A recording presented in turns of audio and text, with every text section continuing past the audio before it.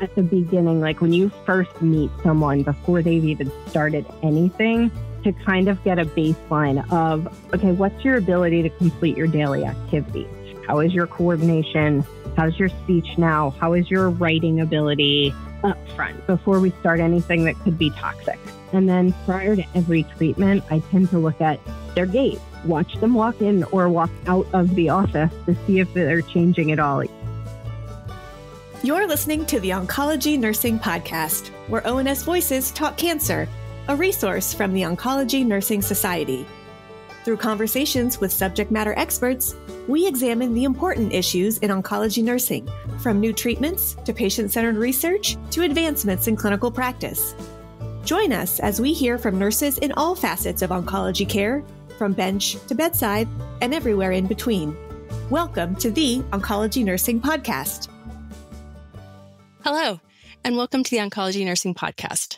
I'm your host, Lenise Taylor, Oncology Clinical Specialist at ONS. Today, we're talking with Colleen Erb, Hematology and Oncology Nurse Practitioner at Jefferson Health Asplundh Cancer Pavilion in Willow Grove, Pennsylvania, about what nurses need to know about cancer and treatment-related central nervous system toxicity. This episode is part of a series about cancer symptom management basics. The others are linked in the episode notes. As a reminder, you can earn free NCPD contact hours after listening to this episode and completing the evaluation we've linked in the episode notes. Thanks for joining us today, Colleen. Thanks so much for having me. Let's start out by talking about cancer and cancer treatments and how they can affect the central nervous system.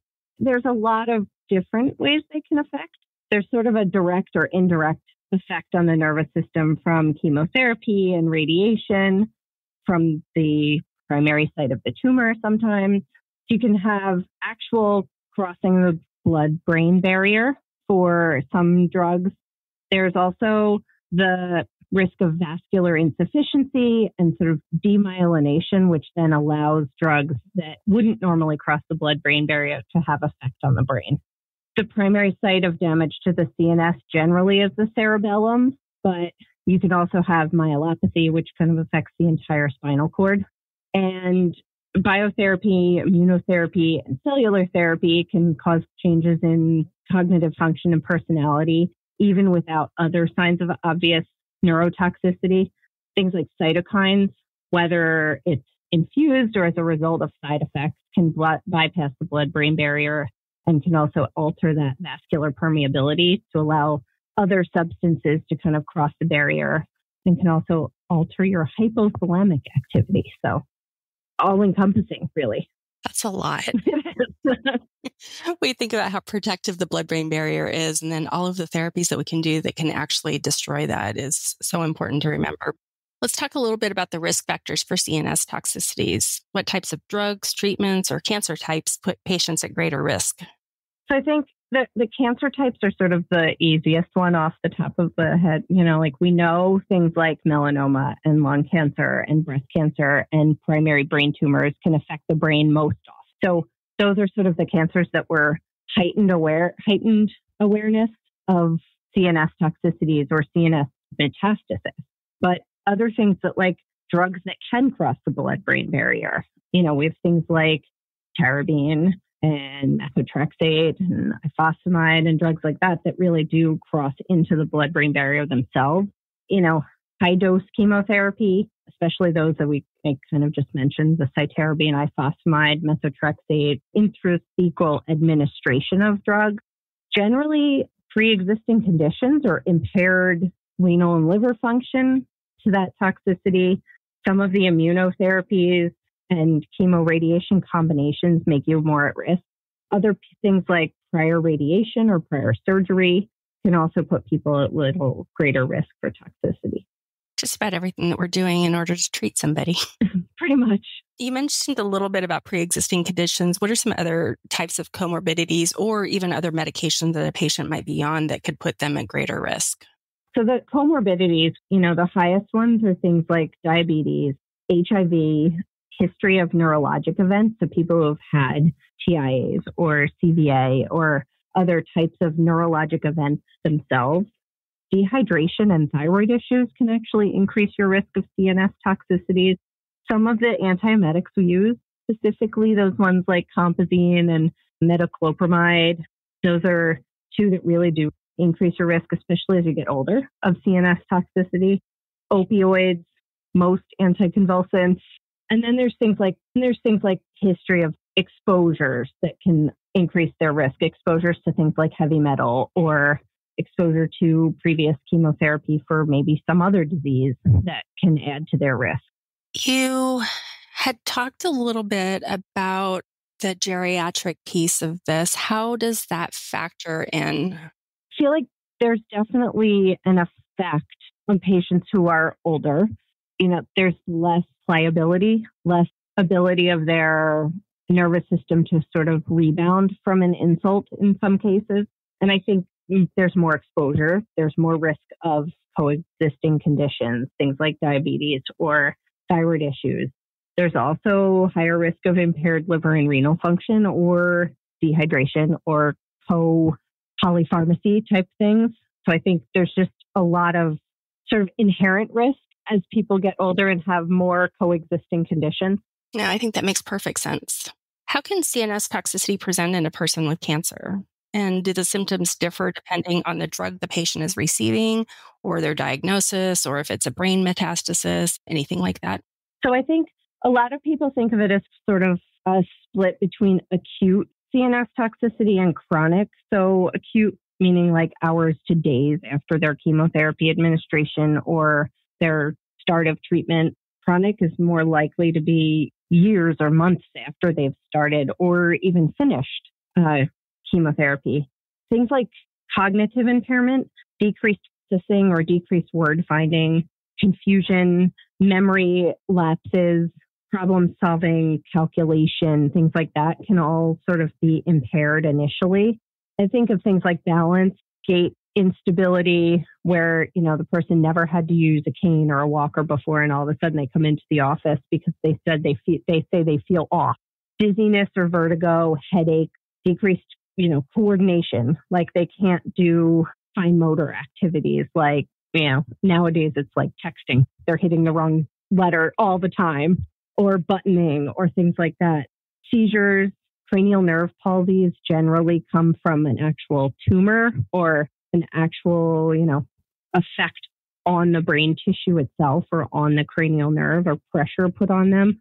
And things like, just generally, the caregivers tend to say this, like generally the person is not themselves. Their mood is different, or they're sleeping all the time and they seem more lethargic. Any of those things can really present that way. Wow, that's quite a laundry list. It is. And it could be caused by so many different things. That is so tricky to try to figure out how to assess, which leads me to my next question. Since we know all of these different types of CNS toxicities can be present and what can cause them, let's talk a little bit about how the nurse can assess the patient. And what should the nurse assess prior to the beginning of treatment in general, and then maybe at the beginning of each treatment cycle to see if things are getting better or worse? So, my take on it is at the beginning, like when you first meet someone before they've even started anything, to kind of get a baseline of, okay, what's your ability to complete your daily activities? How is your coordination? How's your speech now? How is your writing ability up front before we start anything that could be toxic? Are they completely oriented? Do they have some underlying memory issues already? Do they have dementia or just forgetfulness in general? How is that sort of upfront?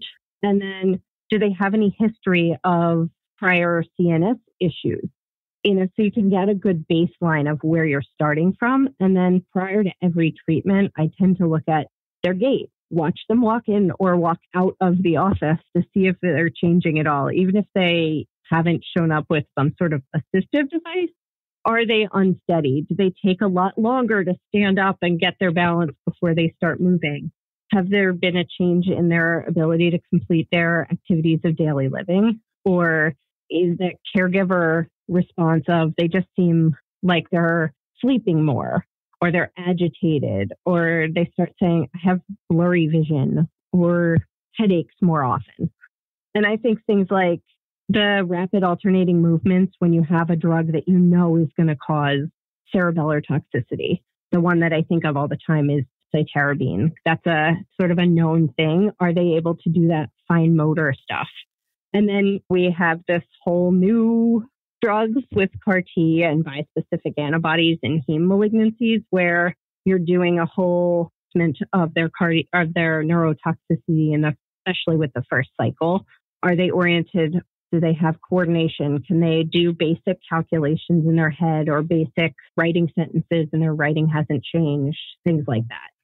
I think too, the caregiver piece of this is so important because they're the ones that are seeing them. And I think of, some of the patients that I've seen in the past where the caregivers come in and said that they're off, but one of their examples are they used to read all the time. They just don't seem to have the attention span anymore. And that's not even something that you can even ask a patient to get to that degree of anything. Absolutely. And I think also there's, I've heard that statement before. They used to read all the time. And if you ask the patient, they're like, oh, well, I can't focus on the words because they all seem too blurry. You're like, okay.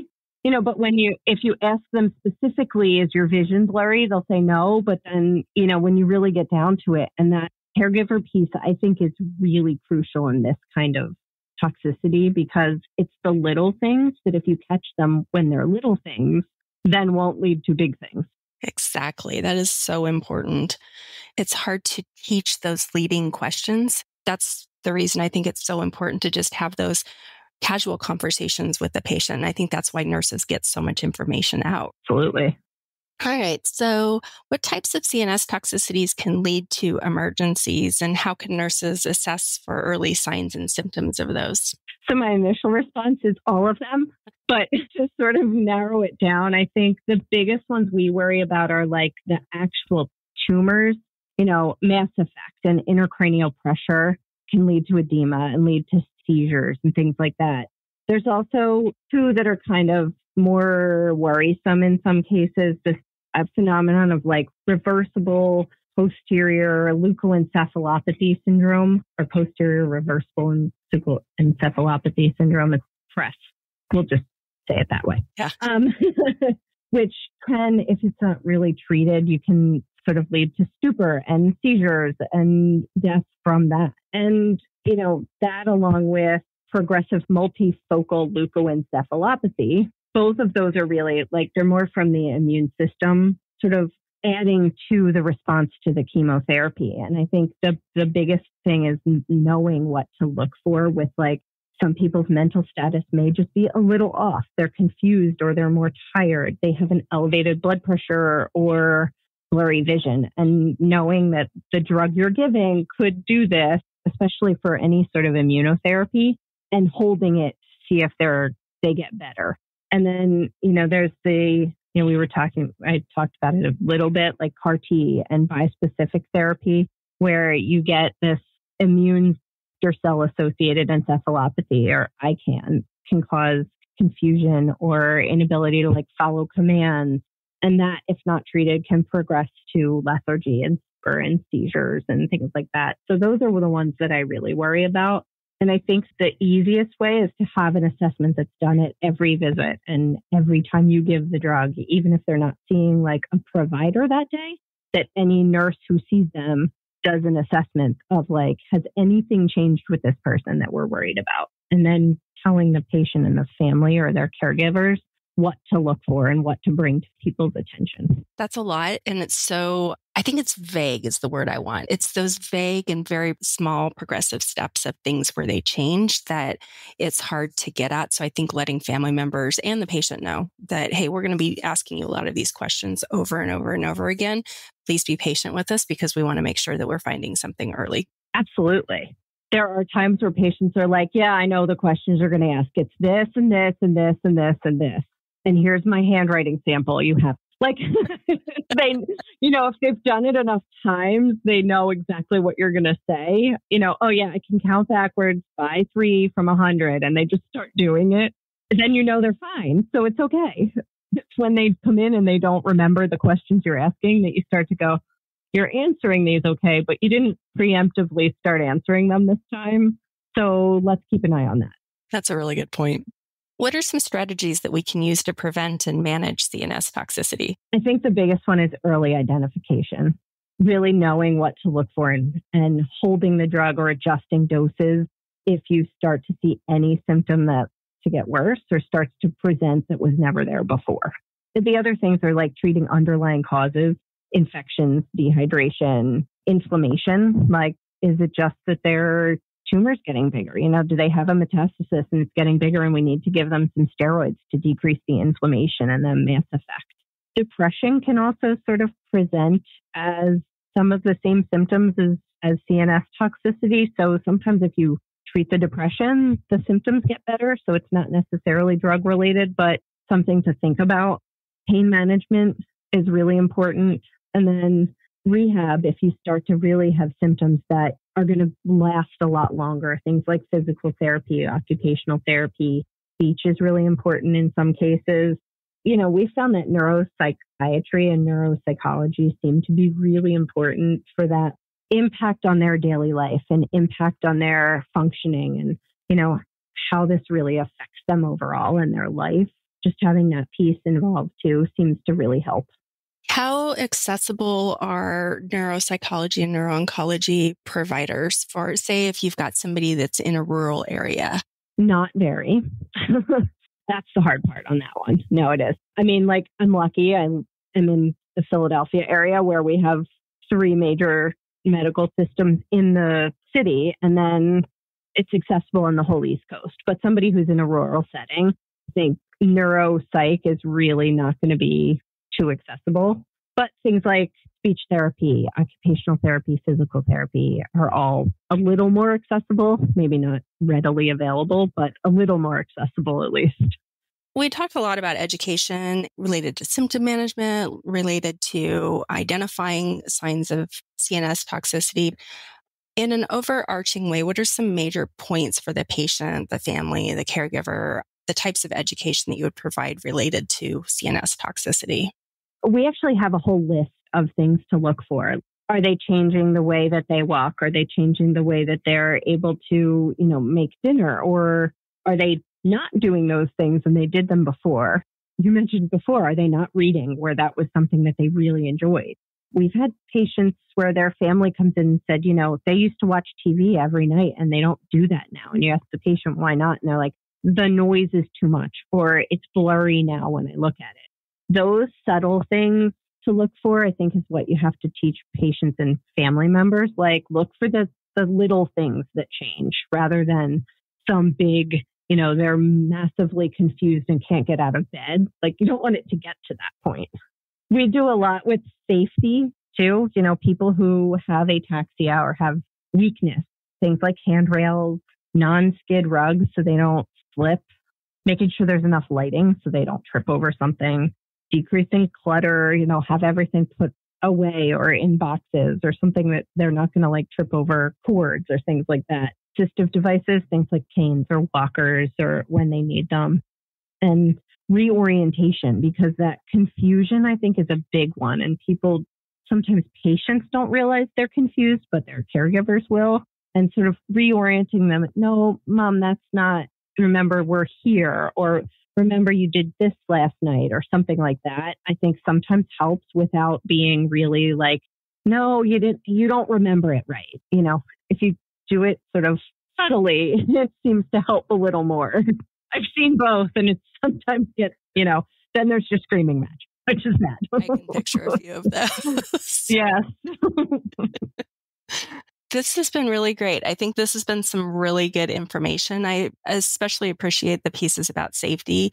Having worked on a falls committee for many years, I think that it's always so important to help people understand how to keep their environment around them safe, and that it actually helps everybody, not just the patient. Definitely. I have just a few more questions for you that we ask around each one of our topics. First one that I want to talk about is, how can a healthcare professional's hidden or implicit bias impact their assessment or care of someone with CNS toxicity? I think we all think of chemo brain as a normal thing. And I think you have to look beyond that and really sort of see each patient separately and see if there's something bigger going on, and not blaming it on a patient's sort of pre-existing conditions in some cases. oh, they're just older and they're forgetful. That's not necessarily the case. And if they weren't forgetful when you started, they shouldn't be that forgetful now.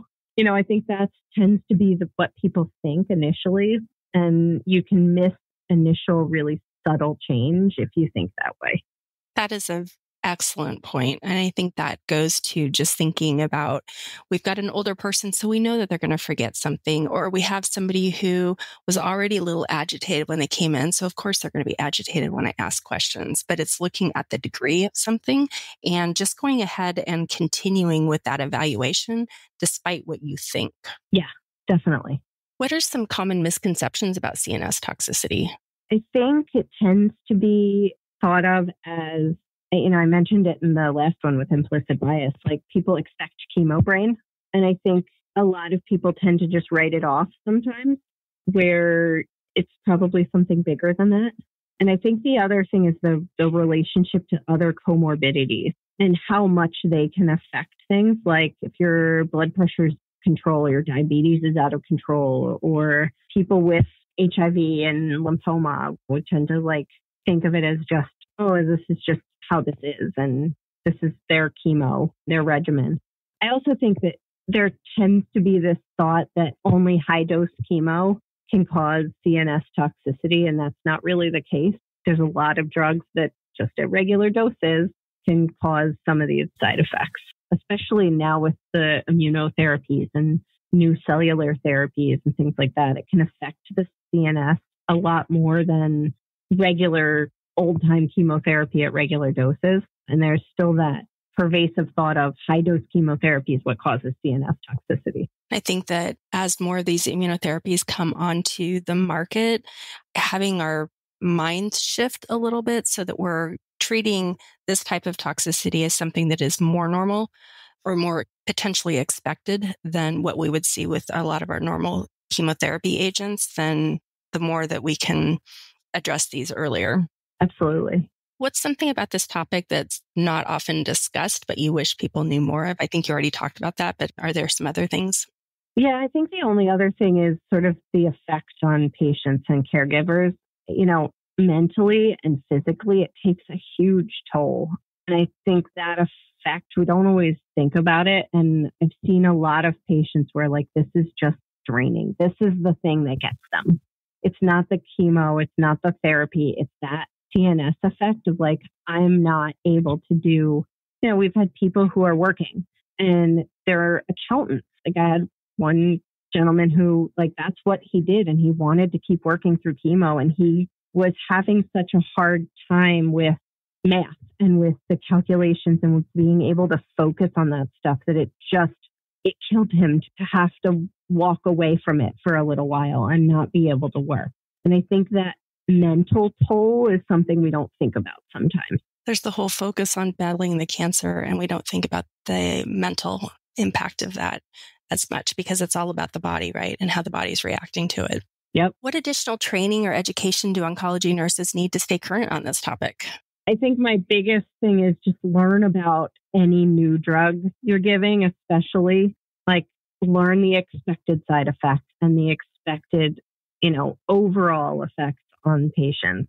Because you mentioned it before, with all these new drugs coming out, knowing what's expected and what's not is really important. Do you have any additional resources for patients and providers who would want to learn more about CNS toxicity? Yeah, ONS is a wonderful source. There's definitely some education from conferences, and there's similar to this one, as well as, there's a lot of journal articles and NCPD presentations, I think, on this. There's also a lot of new guidelines from both ASCO and NCCN on immune-related toxicities and sort of how to expect based on the drug what to find. And I think there's also a lot of educational resources from ASCO, especially on neurotoxicity in general. Those are some great resources. This has been great talking with you, Colleen. Do you have any final comments for us? Not on this, but it has been great. I always like doing these. It's nice to talk about this kind of stuff. I like the podcast format. I think it's good. Thank you so much. Thank you. It's been a pleasure. Thank you for listening to the Oncology Nursing Podcast. Tell us about your favorite part in this episode by leaving a review wherever you download your podcast. For more resources and information about oncology nursing, visit us at ons.org or voice.ons.org. The ideas and opinions shared in this episode represent those of the guest and not necessarily ONS.